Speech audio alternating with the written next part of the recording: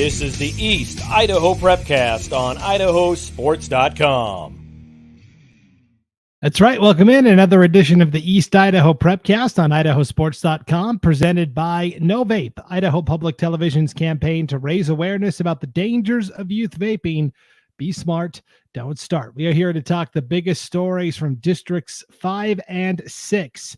In the week that was, Brandon Baney joined by our East Idaho resident and expert, Sean Kane. What's going on, Sean? Hey, just enjoying spring break to the fullest. Got some nice weather, of course, why we're not playing, but besides that, it's pretty good. Nice to have a little break. It's real interesting. Basketball ends kind of as spring sports start going, and then once the weather starts to get good, it's like most schools spring break. It's kind of like, spring break comes up real fast, but spring sports in full gear. Yeah, real start and stop. I remember when I was a kid, our school in Montana, we always did spring break the same week as the boys basketball state tournament, because it was pretty much a lock when I was a kid growing up in elementary school and junior high, that our boys basketball team was going to be at state. And so we just always said, okay, let's just do spring break the week of state, so all the kids can go. And that's how we did it. But yeah, now some districts are different. Here in Pocatello, it usually lines up with ISU spring break. I don't know if it does this year. I'm just not in with the ISU knowledge anymore. But usually it's like that. But I feel like it was just way early this year. Usually it seems it's towards more the end of March. But we just got going with matches and stuff, and I'm like, all right, we got to play. Oh, spring break. See everyone later. But a lot of teams still go to tournaments and things like that. And one day we'll have to maybe explore that tennis wise, having something over spring break. But unfortunately, the weather in East Idaho or anywhere in Idaho this early in March you're risking it. You might as well go to Vegas and put 20 on black. Could Pocatello ever host a big tennis tournament? Like the Capital Classic is the big dog. Yeah, you're using like 15 big high school locations. Could we? Yes. We do an East Idaho, the Gate City tournament, and that's like a few teams around from East Idaho. Sometimes Wood River comes. They've had some different teams, but I mean, you could. You kind of see it going to more to that, where you just are going to have tournaments because you can get more matches in a short period of time. Because how tennis works is you get dates, but you can play 2 to 3 matches in a date and really get that, because what it comes down to is getting matches with the weather. Could we? I mean, we're in a revamping phase of courts, so I think if all the courts were at a good condition, we could host a smaller tournament. But it just comes down to a number of courts. At Capel Park, obviously in Chubbuck, there's 8-court facility, which we use for home matches right now, and it's phenomenal. But 8 courts really isn't enough for like 10 teams, unfortunately. But it's the tournament way is I like it because it's more like state, because a dual match is not really like what you do later. It's weird how your sport isn't like how the end result like districts and state is. Your sport doesn't really mirror that, having to play multiple matches in a day. So, but that's just me. Kind of like wrestling, right? You do have some duels, but you also want those tournaments to simulate what you're going to run into at state. Yeah, so playing 2 difficult matches or 3 difficult matches in one day is far different than playing one and going home and sleeping in your own bed. So right. Okay, so let's sketch this out just for hypothetical reasons, because it's spring break and there's not no, I'm just kidding. So you got the courts at Capel Park, right? You've got each high school has their own courts, right? Pocatello, I think it's like 28 courts. I used to know this. In the whole city? Are we counting ISU, Idaho State, with this? ISU has indoor. I don't know if the outdoor ones are really playable, so I wouldn't count them. Okay. But if we use indoor and outdoor, ISU has 4 indoor. Juniper Hills has 4 indoor. Pocatello has 8. 4 at the school, 4 at Raymond. Highland has 8, and I have 6. So yeah, I know all that. That was impressive. This is why you're like one of the best tennis coaches of all time. here in the chat, we've got Ryan Skaggs, our North Idaho Prepcaster.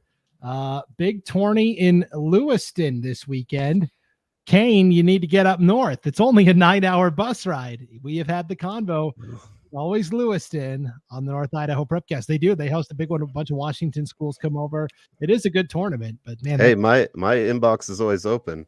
You send me the particulars and deals. I'll see what I can do. But we're definitely about traveling, getting that experience. That might be a little much, but I like to be the first to do things. Like we played our first regular season match inside this year, and we've never done that before. So if I have to be the first to go to Northern Idaho, I would do it. I mean, I'm not afraid of that.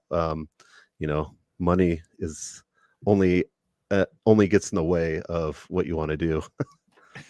Yeah, a true pioneer. Tell me how the indoor meet went. Where did you host it? Well, who was the opponent? Well, I got to hear more about this. Oh, this is great. So it was not this Tuesday, but the Tuesday before. We're supposed to play Bonneville. We're playing early in the morning, earlier because Highland was going to play Idaho Falls. But I woke up and it's raining at my house. I live by Highland High School. I drive out to Chubbuck to Capel. It's not raining there, but the courts are wet, and I'm like, there's no way they're going to be dry. We're trying to call Bonneville athletic director and say, yeah, we just got to scratch it. Can't get a hold of them. One of the kids knows another kid on Bonneville. They text him and they say, oh, we're in Blackfoot. I'm like, great. The courts are wet. We squeegeed for like 2 hours, but I think it was like the humidity. It wasn't going to dry. There was no wind. That when does that ever happen in Pocatello? And then we get to Bonneville arrives and she's a first year head coach, and I'll have to look up her name because I can't remember, but she's like, do you guys normally play when it's like this? And I'm like, no, we don't. We can't play on this. I mean, like, they're soaked, someone could get hurt, and but she thought we were like gonna play because they came down. And that's Amy Anderson, the coach at Bonneville, her first year. Super nice. Her son, Roman Anderson, plays singles. But anyways, we're sitting there brainstorming. Can we call ISU? ISU is going to say no. It's a rec center, it's booked out during the day. So all the kids get on their phones and check the availability of the country club's courts. And they're like, they're free. No one's booked them for, 3 hours or 4 hours. And so we call over there and make arrangements and do a shortened schedule, and we get the whole match in. But we started inside, and that's never happened before. And all the other ADs are calling my AD, how'd you guys do this? How'd you guys do this? And it was just kind of by luck that the courts weren't booked, and we have a good relationship with Juniper Hills Country Club in Pocatello. And it was great to get, about 80 kids an opportunity to play, which wouldn't have happened. Bonneville was already here. So it was a lot of fun. We played shortened sets. And it went really well, and everyone was just excited to play because of that big snowstorm at a couple days, or about 4 or 5 days ago, which kind of shut everything down. Cool. That's an awesome story. And again, for those that are new to the East Idaho Prepcast, we have Sam Buffington. He lives in North Idaho like I do. Hey, Sam, good to see you. Happy birthday. It was his birthday, I think, yesterday. What? Oh, yeah. My gosh, Sam, happy birthday. I am. So Sean is the head tennis coach at Century High School. Man, when it comes to birthdays, I'm bad at that. Everybody on usually, if you have a Facebook account, right? It'll pop up like, hey, it's Sam's birthday today. Here's the problem. I'm rarely on Facebook. I'm not on social media in general, Twitter.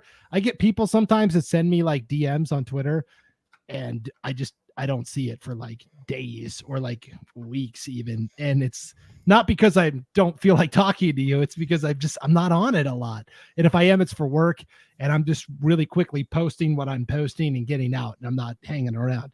So Sam says, yeah, thanks, Sean. Thanks, Brandon. Yeah, I'll totally piggyback on your happy birthday wishes, Sean. For sure. Yeah. So this is my 20th year of coaching tennis. And the only time we've ever played inside is for state when it get rained out or something like that.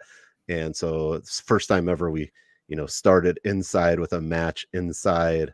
And it was pretty cool. I mean, I think it was a cool experience for the Bonneville kids, my kids, just to get a play, and we got to go inside, and you kind of got a cool feel because it's kind of an intimate setting with 4 courts, and people are kind of sitting right there, and you kind of get that feel of like a state or more of a college match, which I've always wanted tennis to kind of be in Idaho, where you get more of kind of an energy. A lot of times it's just like people standing far away and on a grassy knoll, and you kind of lose kind of the cheering and things. So it was cool to be inside, a little more noisy, kind of a little more fanfare. So it's kind of fun like that. I think that's what makes tennis really exciting, is we can get the fans and people watching and cheering.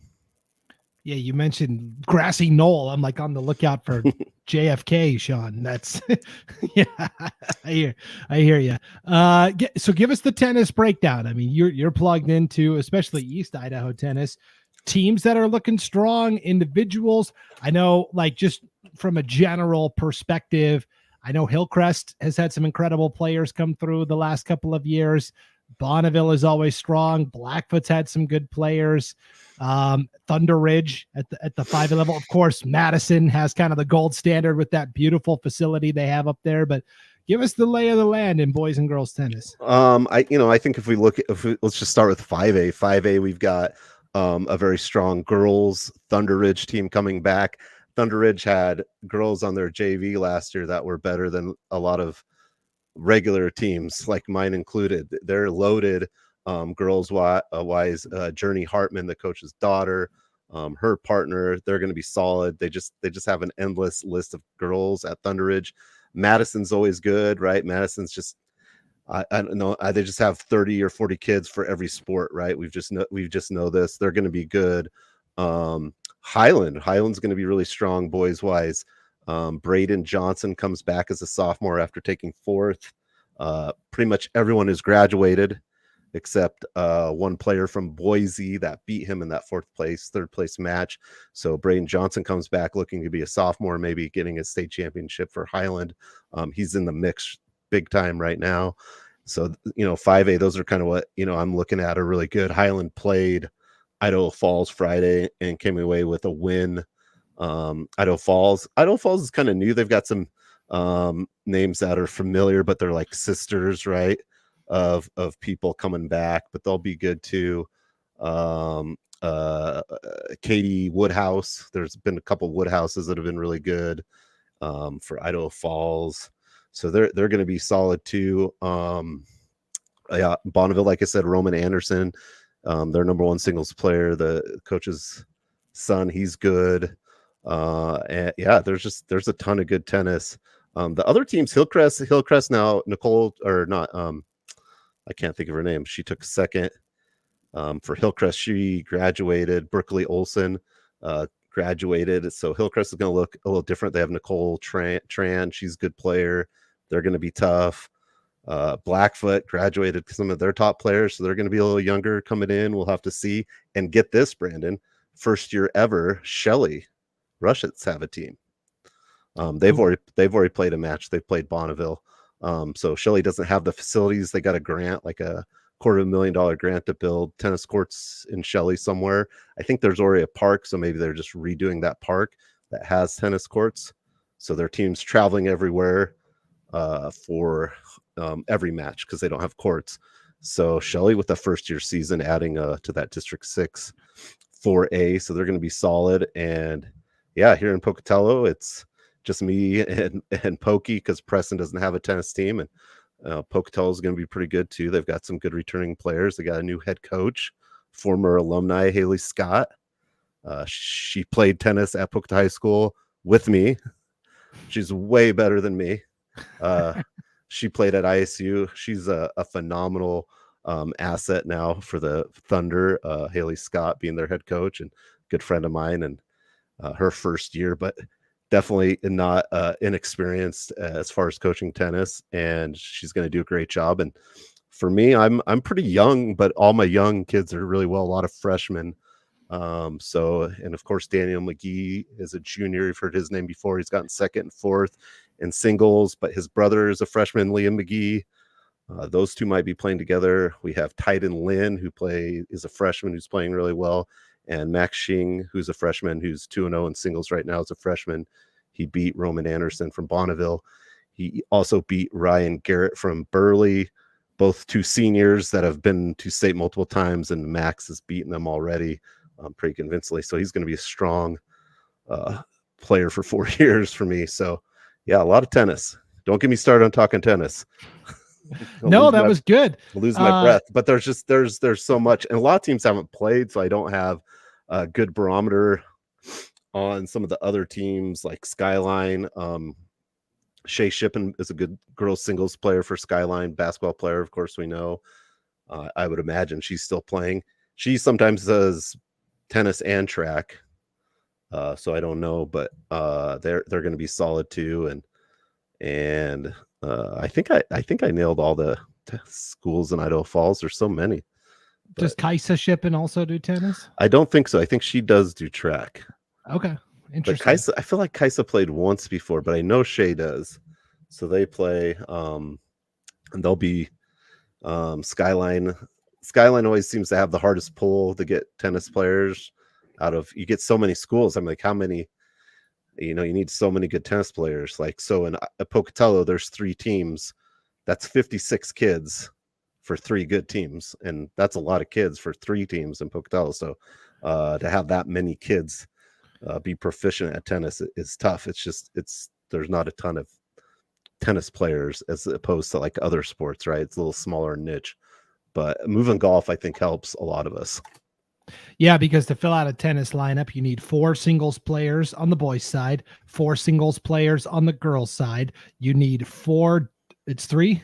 Yeah, so it's 9 girls, 9 boys. Oh, why did I think it was 4? In Montana, it's 4. You can do 4. Then you have 3 doubles teams for 2 boys. 2. See, I'm just going to let you, Sean, you explain the numbers that are needed. So 3 boys singles, 2 boys doubles, and then 2 mixed doubles, and then 3 girls singles and 2 girls doubles. So you have 12 matches. It's 9 girls, 9 boys. Gotcha. The mix counts as half. Something very unique to Idaho is we do the mixed. Texas does it. There's not very many states anymore that do a mixed doubles that I know of. A lot of them have went away from it, and they do the 2 separate seasons for boys and girls. So something definitely unique here. And depending on who you talk to, they like it or don't like it. It's kind of a weird thing. I think for smaller schools that don't have 18 tennis players, like Minico, Burley, there's even smaller 3A schools that barely have enough but have some good players. Those mixed teams are a way 2 good players can make it to state and make some noise. And we've seen that in the past. So Blackfoot's had some good mixed doubles teams. Their 2 best players together. So I think it's a cool thing to have, definitely for smaller schools that don't have the numbers, because then you're able to really combine strengths. Yeah, it is cool for sure. Mixed doubles for tennis. Well, we'll keep an eye on tennis as the season progresses, and good luck to everybody out there competing. So where does Shelley practice at? Well, I'm guessing they have that park. I just looked this up a little bit ago, and I'm guessing there's some tennis courts in Shelley that they're practicing at, but I don't know for sure.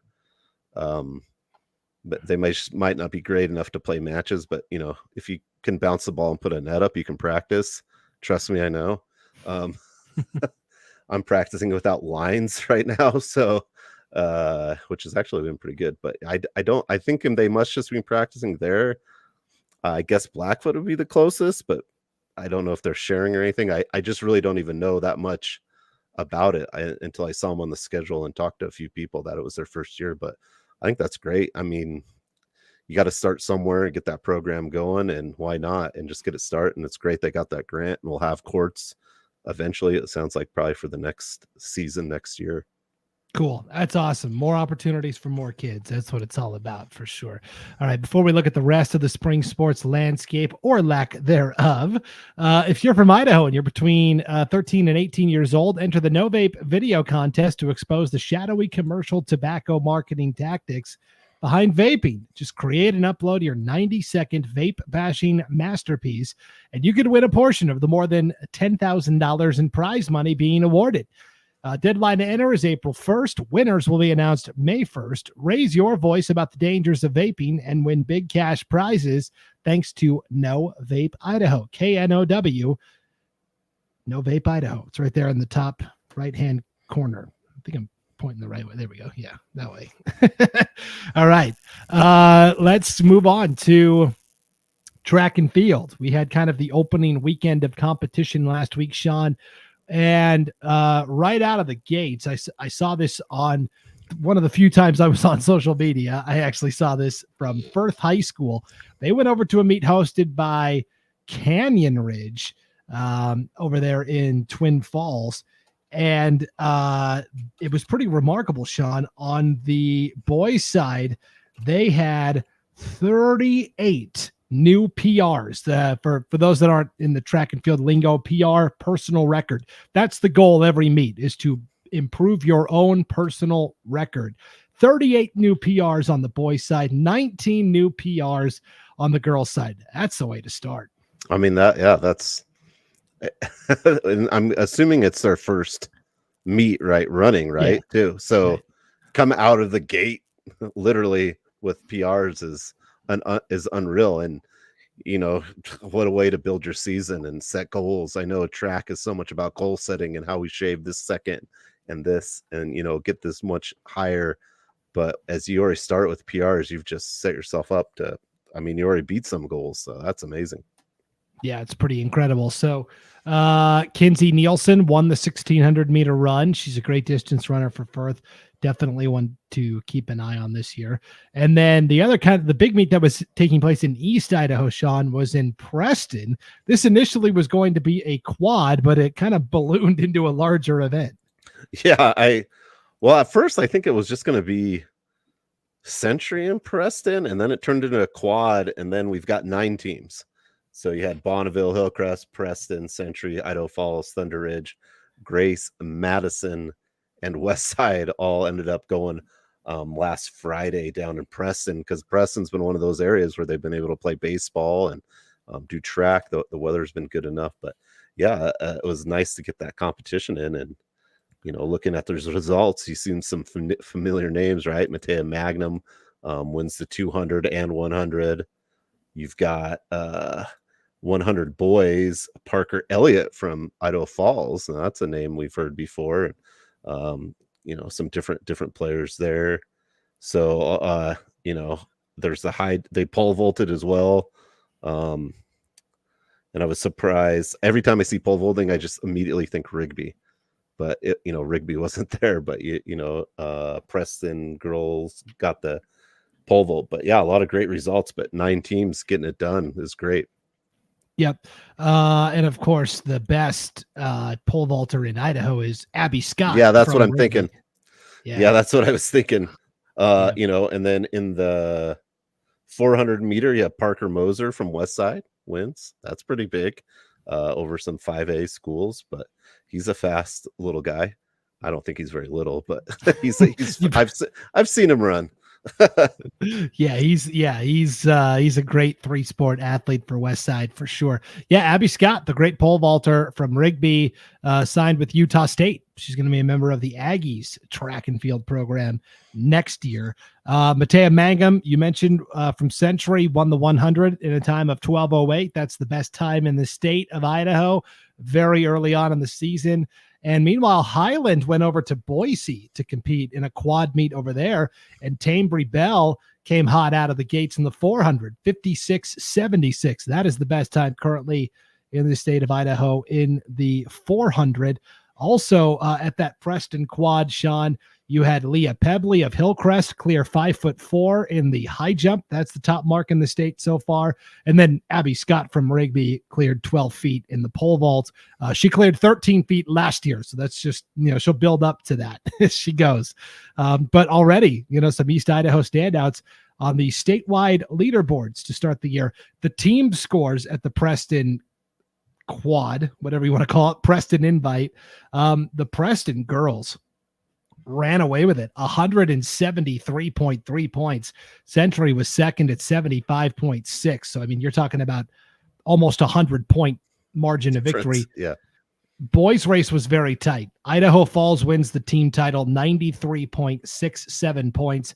Hillcrest at 84.17, Madison at 83. So just over a point separates Hillcrest and Madison for second and third, and Idaho Falls wins by roughly 9 points, give or take. So pretty good competition to start for sure.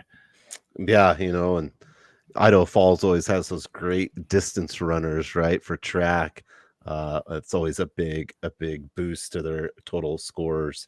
I'm sure someone from Idaho Falls won. Yeah, Luke Athy won the 3,200. Yeah, I knew it. I knew someone would win. And Caleb Boy and Eli Braun got fourth and fifth. So right there, that's some place points. But yeah, good track meet. Good results. We know East Idaho likes the 1,600, 800. It's kind of our niche. Yeah, I mean, when you're talking about athletes to keep an eye on, and Sean, this spring at IdahoSports.com, Tuesdays are for track and field. Every Tuesday, Marlo Herford's going to empty out the notebook and give us the biggest statewide track and field news and nuggets and everything you need to know. We launched it yesterday, Tuesday, March 19th, with her statewide preview. She broke down all the classifications, gave you teams, gave you athletes to keep an eye on. The big names from East Idaho, Matea Mangum in the sprints and jumps from Century, Abby Scott in the pole vault from Rigby, of course, Neela Roberts, the great distance runner from Skyline, looking to go 4 for 4 in the mile, the 1,600. Luke Affey from Idaho Falls actually missed last season with an injury, so he's back for his senior year. Corbin Johnston is a great distance runner for North Fremont at the 2A ranks. Nettie Garbett from Soda Springs, that's a name we're calling all the time in hoops. She's a great 200, 400 sprinter for Soda Springs. Sugar Salem's got too many kids to list. But Brett Hill though, right? Yes. What's he looking for? 53 state title. I was looking at that on the other or yesterday or today, and I'm like 52, right? He's looking for that 53rd state title between cross country track. Man, just that's crazy. I'm sure we'll bring it up 52 more times, but it's unreal stat. Yeah, for sure. Brett Hill, who started at Firth and then moved on to Sugar Salem last spring. The Sugar Salem boys won the 3A state track and field title. It was Coach Hill's 52nd career championship in cross country and track and field, boys and girls. Firth and Sugar Salem, it's simply unmatched. It's just unmatched. I'm not sure anybody will ever touch it, to be honest. I know. Not with the turnover in coaching, right? You see that now. The people aren't gonna. It's just not. I just don't think it's the norm anymore to stay somewhere very long. It just doesn't seem that way. Maybe I'm wrong. Hopefully I'm wrong, but it's crazy. I also want to, talk about too, and 2A Aberdeen, last year their first state title, and they'll be back with Brody Beck. He's a phenomenal athlete. Yeah, really fun group of athletes there in Aberdeen as well. Baseball, softball, Sean, if you want to play, you got to head out of the area. Hillcrest is already off to an 8-2 start in softball.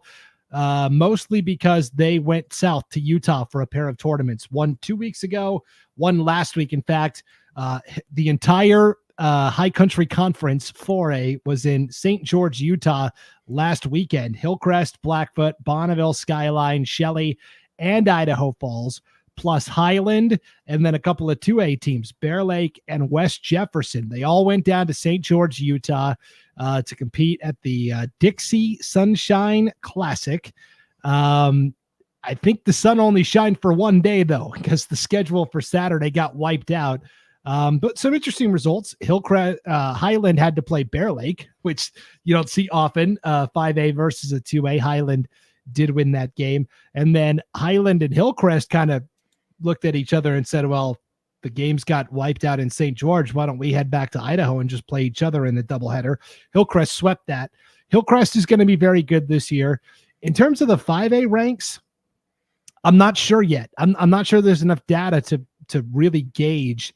I think Highland, despite the slow start, is going to be right there in the mix, right? They've been the strong program the past couple of years. Thunder Ridge, of course, is going to be right there too. And then, Rigby went 23-10 last year. It might be kind of like all the other sports we've seen where there's like 3 or maybe even 4 really good teams. They all just kind of beat up on each other. Yeah, and we that was kind of, I remember last year in softball in the District 6 5A is Thunder Ridge had this really, really good pitching, but then Rigby won, and then Highland is always just good at softball for 100 years, and they find a way. And then, Madison, you can't ever count out a Madison team. So it's just kind of, it's hard to put a gauge on it right now. I think we'll have to see some more games, but it could just be a very competitive season. And then who's ever hot at the end, who's ever pitching well, right, comes away with that. But it'll be something to keep our eyes on in that 5A District 6. And I think the 2 best softball teams in East Idaho, Sean, haven't actually had a chance to play yet. You know which teams I'm going to reference here? Thunder? No, Thunder. Thunder's. Oh, the Pocatello Thunder. Yes, that's one of them. You know the other? Malad, you got it. Yes. Way to go. Neither one has played yet. Of course, Pocatello had such a great season last year. They went 20. I don't want to shortchange him on the record here. They went 29-2, Sean. They got all the way to the final with Skyview. Having to beat them twice, right? Yes, they won the first game and then lost the second one. No. So they had beaten Skyview in the undefeated semifinal game. Skyview then battled back through the consolation side and had to beat Pokey twice, and they did. And so those were Pocatello's first and only 2 losses of the year. They were undefeated up to that point. And they lost only 2 seniors from last year's team. So you look at like Taylor Bunderson is back, and she was such a great player. Mia Lusk. Yeah. Yes. Yeah. Kirstine Kent in the pitcher circle is phenomenal. Taylor Rogers. They played a lot of young freshmen. So Pocatello, a team, definitely keeping an eye on. And then Malad, of course. I mean, what more needs to be said about the Dragons? They've been the premier 2A softball program. They went 23-0 last year, right? They were the only team in Idaho to go undefeated in softball. They do have a new coach this year. Oh, go ahead. They had a slow start last year too, to where I remember they didn't play for ever. They didn't get some results until ever. And I think you kept going, oh, don't worry, they'll be fine. It was the Brandon calming sounds. It'll be all right. And because if I remember correctly, everyone's like, no one was voting for him in the polls. And you're kind of like, well, that's the best team here, guys. Just wait for it. They did not make their season debut last year until April 6th. Oh my God. Okay. So I remembered something correctly then, because that's like the season's over. I mean, that's a month maybe of playing left. And then of course, once they got going, they went undefeated. They bring back, Wrigley Peterson, who was a great sophomore pitcher last year, and players like Hallie Horsley at the plate. And so the one thing that changed for Malad is a new coach. Christy Schau retires. Bree Adams is the new head coach at Malad, but I'm sure it'll be the same old. They are going to make their season debut, Sean, today, allegedly. Snake River coming to town Wednesday, March 20th for a 4:00 first pitch. The weather's nice, right? Yeah, it's like 60 degrees in Pocatello. So, okay. I mean, Malad's, I don't know. It is kind of almost like a different atmosphere there, but it maybe. I just know the problem was we had that really heavy snow here in East Idaho, so the fields just haven't recovered and dried or whatever. I'm not the expert, but I guess it can't be muddy or at a certain, if they're just soaking wet, it's just not good to play on it, and it'll ruin it for the rest of the year. So I know that was a big concern, is just getting that moisture out of the fields. Yeah, it gets waterlogged for sure. Baseball, Sean, the big story I think is in the 3A ranks where, Marsh Valley, right? They won state 2 years ago. They're off to a 2-1 start this season. They swept Teton in the season opener last Friday, 17-0 and 11-0. And then they fell on Saturday to Kimberly. It was their third game in 2 days. They fell 6-1. Kimberly, another perennial 3A baseball power. In the win over Teton, the first win, Tough Solomon comes out and throws a no-hitter. No big deal. And if he hadn't hit, he had a couple hit by pitches, but otherwise he would have thrown a perfect game. Wow. What a way to start the year. Starting on a high note, right? You think you could just tip the hat to him and walk off, right? I guess that's the way to start. Yeah, and you mentioned Kimberly, and I feel like Kimberly's already beaten a lot of people already this year. You guys will probably talk about it later this week. But yeah, they've played quite a bit. They had a 15-5 win over Preston just recently, so don't want to talk about Magic Valley that much, but good job. That was last night over Preston. They won 15-5. Here, Chris Carey in the chat here, Sean. The weather is great in Malad today. There we go. Okay, there we go. Softball is on in Malad against Snake River. I'm looking forward to it. Yeah, get yourself an Iron Port. Do you ever have Iron Port drink? Do you ever have that? It was like a weird soda, but one of the last places you could get it was in Malad. Kind of tasted like a root beer. Nope. People in Malad will get it. Iron Port, the little gas station thing. Nope. All right, move on. Track and field. Anyways, we're going to quickly pivot. Sugar Salem went to Fruitland for the Bill Betts baseball tournament last week. They went 2-1 at the tournament, Sean. They lost to Timberlake in their opener 6-1. That's a long trip for Timberlake all the way up there in North Idaho. But then they beat Fruitland 11-4 and New Plymouth 8-3. So I thought that was pretty encouraging for Sugar Salem. And then they're headed back over to the Treasure Valley this week, along with pretty much every baseball team in East Idaho, and a lot of softball teams going over to Boise this week as well for the annual spring break tournaments. We've got on the baseball side, the Bucks Bags tournament, which is hosted by like 6 high schools over there, Timberline, Capital, Boise, Bora, Nampa, Valley View, Meridian, I think hosts. And then there is a kind of like a 5A only spring break tournament hosted by Rocky Mountain. And Highland is going to go over and play in that. And then you have the big, huge softball, the Win the Pitch Spring Break Classic, which is taking place, at Valley View and Ridgeview and Meridian and all these places too on the softball side. So if you are looking for baseball or softball action this weekend, Boise is the place to be. Yeah, there won't be a field empty with all those tournaments going. Everyone will be playing everywhere. Century will be up there. Mikey Blackhawk, pretty excited to get up there and play. Pocatello Thunder baseball off to a pretty good start too. And Blackfoot baseball. I think Blackfoot baseball is going to be my dark horse for this year. I wanted to get it out today. So I kind of feel like they're kind of going to be sneakily really, really, really good in East Idaho, the Broncos. Can you really be a dark horse if you're led by a pitcher on the mound who's committed to Oregon State and Dax Whitney? I'm just giving you flack. I think Blackfoot's going to be great this year too. I like their coach, right? It's mostly a coaching thing. You know the players, I know the coaches, but I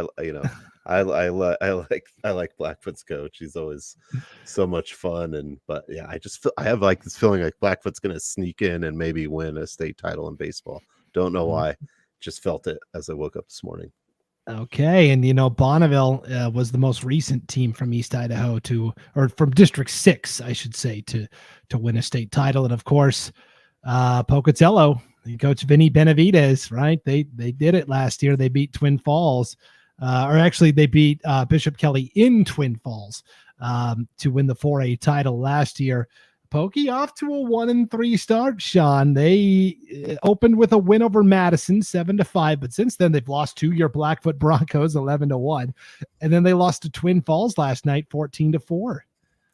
Yeah, and Blackfoot also lost to Madison too, right? Yeah, Blackfoot. So that's kind of a weird Yeah, beat each other. circle. Yeah. So I was trying to come up with a scenario where that made sense, but it didn't. But yeah, I think Twin Falls is always really good at baseball, and early in the season will work some things out. But I think Vinny prides himself on starting with a tough schedule, a meaningful tough schedule, and that'll pay off later. So maybe they might not have the wins losses, but the Thunder, I think, is a good team.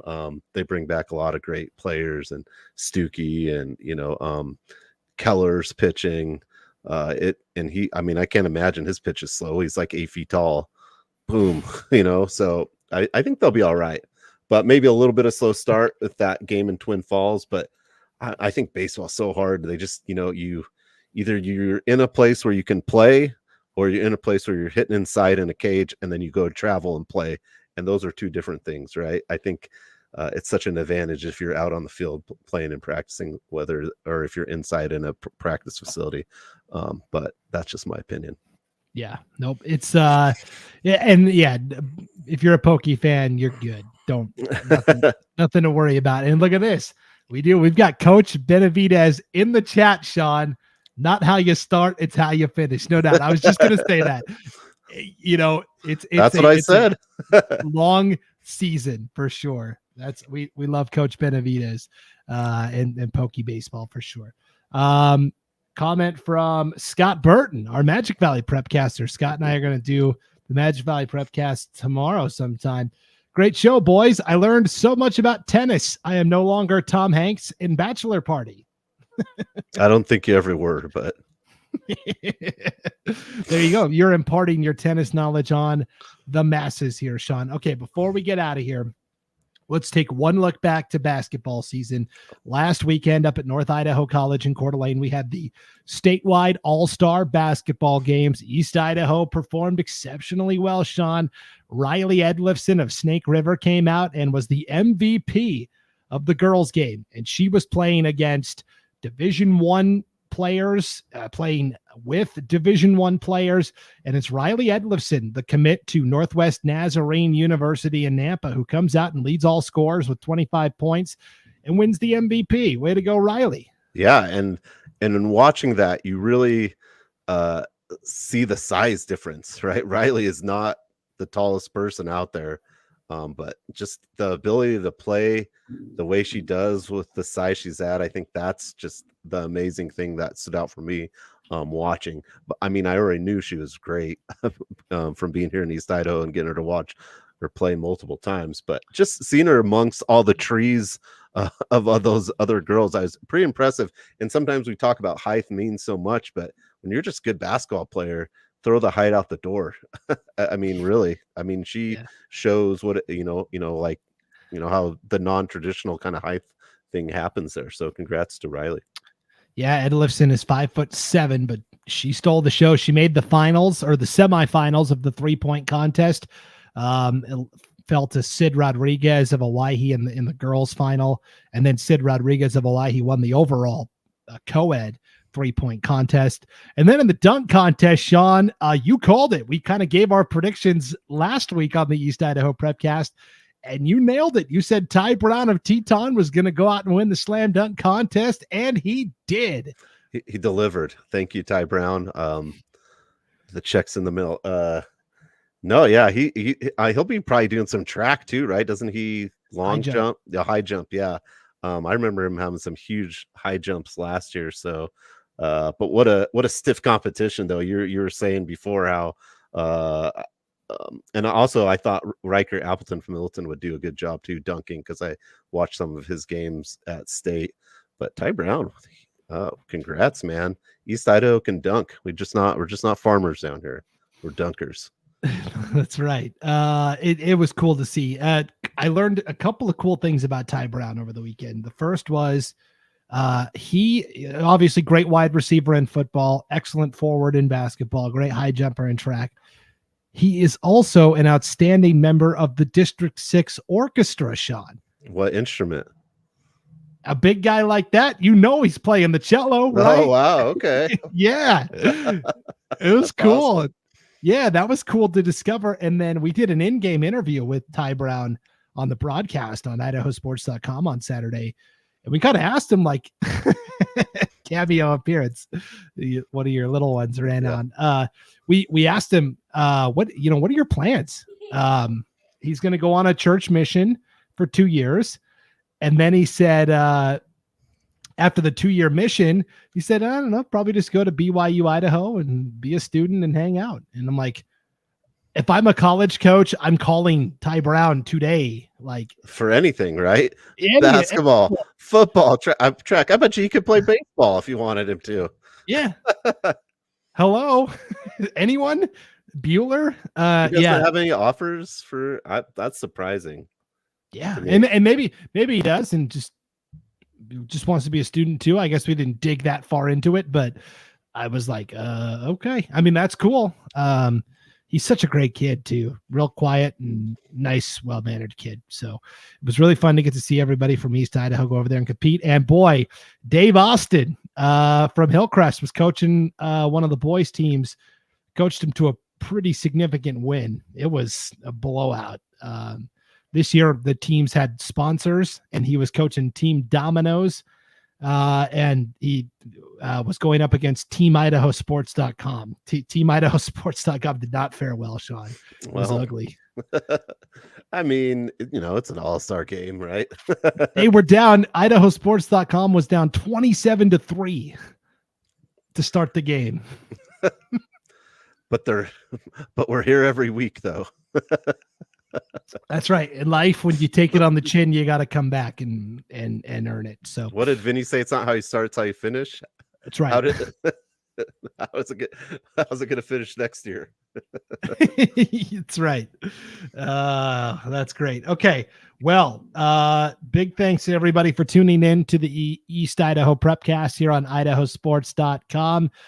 Enjoy spring break. Enjoy the competition this weekend, everybody. We'll be back here next week to break it all down again for you.